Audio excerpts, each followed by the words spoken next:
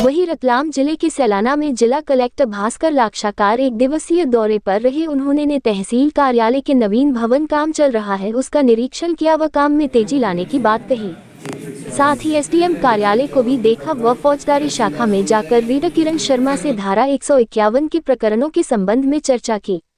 वहीं लोक सेवा गारंटी केंद्र की आवक जावक शाखा को भी देखा।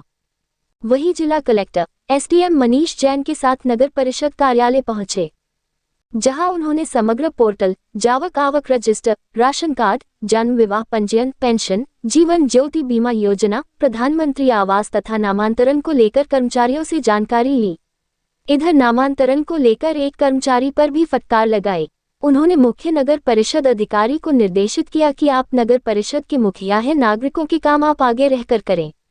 वहीं सामुदायिक स्वास्थ्य केंद्र में भी पहुंचे जिला कलेक्टर, साफ सफाई पर नाराजगी जताई, दिए आवश्यक दिशा निर्देश। नहीं, ये ठीक बात नहीं है, ये ठीक बात नहीं है। आप ये अप्रूवल किसको करना होता है? सीएमओ को। वो अथॉरिटी तो वही है सर। अथॉराइज्ड कौन है? आईडी तो तुम यूज कर रही हो, बट अथॉराइज्ड कौन है? अधिकृत व्यक्ति कौन है? सीएमओ ही है ना। तो फिर आप इसको करवाइए, ठीक है? इनमें कम से कम एक आध बार बैठ के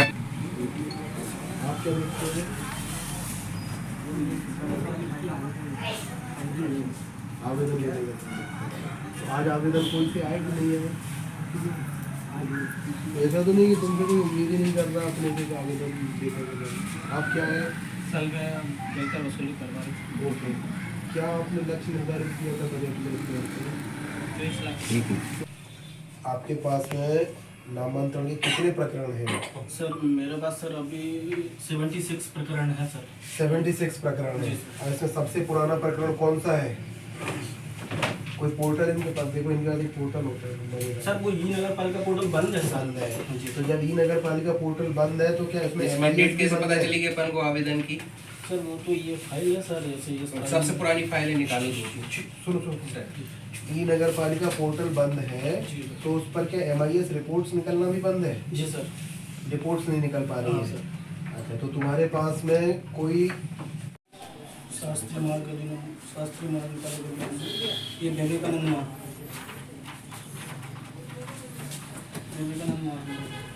जल्दी पूरे लिया इकट्ठे।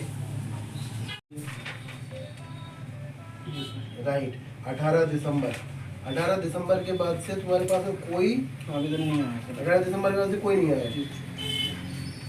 अच्छा, और ये जो 18 दिसंबर तक आए तुम्हारे पास में, कब से कब तक आए? ये आए तुम्हारे जनवरी से, ठीक है? जनवरी। तो तुमने नई तुमने अभी सर एक विषय लंबे समय से है। हमारी जो सागरवाटी का मुख्य धार्मिक स्थल है जैन समाज का, 4.25 बीघा बस स्टैंड के पास में है, उसके मुख्य द्वार पर, जहाँ से हमारे साधु भगवान, हमारे श्रावक श्राविका आते जाते हैं, उसके मुख्य द्वार पर शौचालय रखा हुआ है काफ़ी लंबे समय से। वो चौराया, उस पर मस्जिद भी है। उस चौराया बजरंग चौक भी कहा जाता है, जहाँ पर गणपति जी भी विराजते हैं, माता रानी का भी होता है। उसी मुख्य चौराहे पर शौचालय है और उससे कुछ ही दूरी पर एक बस स्टैंड पर भी शौचालय है। लंबे समय से उसको हटाने की मांग हो रही है। अनिल जोशी जी यहाँ पर खड़े हैं, सांसद महोदय ने उनको आदेशित करा कि आप उसको हटाओ। आपने 4 तारीख का कमिटमेंट करा।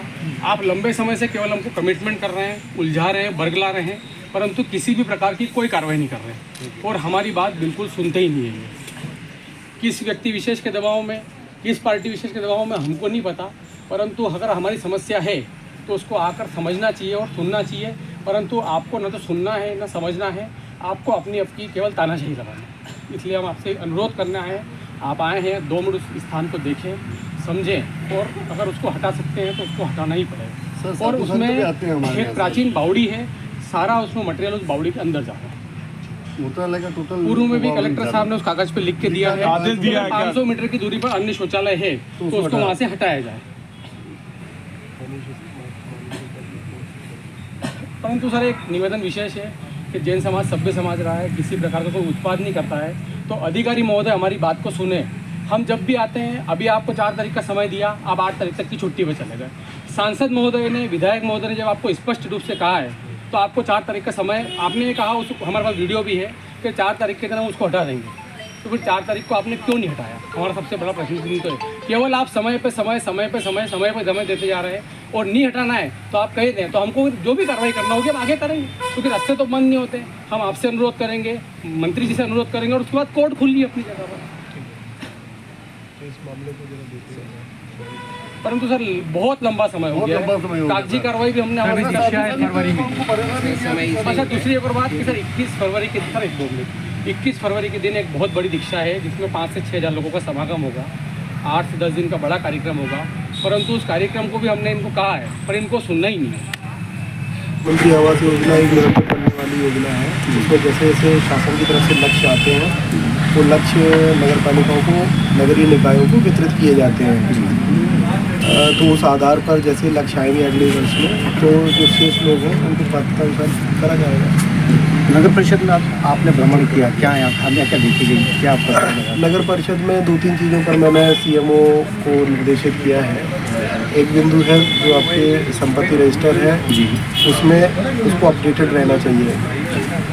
दूसरा बिंदु ये है कि संपत्ति के जो नामांतरण के लिए लोग आते हैं, मकानों के नामांतरण के लिए जी, उसमें डिले नहीं होना चाहिए। अभी ये देखने में आया है कि 3-4 महीने डिले लगभग चल रहा है जी, ये अच्छी स्थिति नहीं है। तो सीएमओ को उसमें निर्देशित किया है कि जो भी नामांतरण के प्रकरण आते हैं उनकी पृथक से पंजी बना करके नामांतरण के जो प्रकरण हैं जी, उनको टाइमली मैनर में ख़त्म करें। वैसे भी 1 महीने का प्रावधान है जी, विदिन 1 मंथ ये चीज़ें इस पर जो परिषद है उसको निर्णय लेना चाहिए।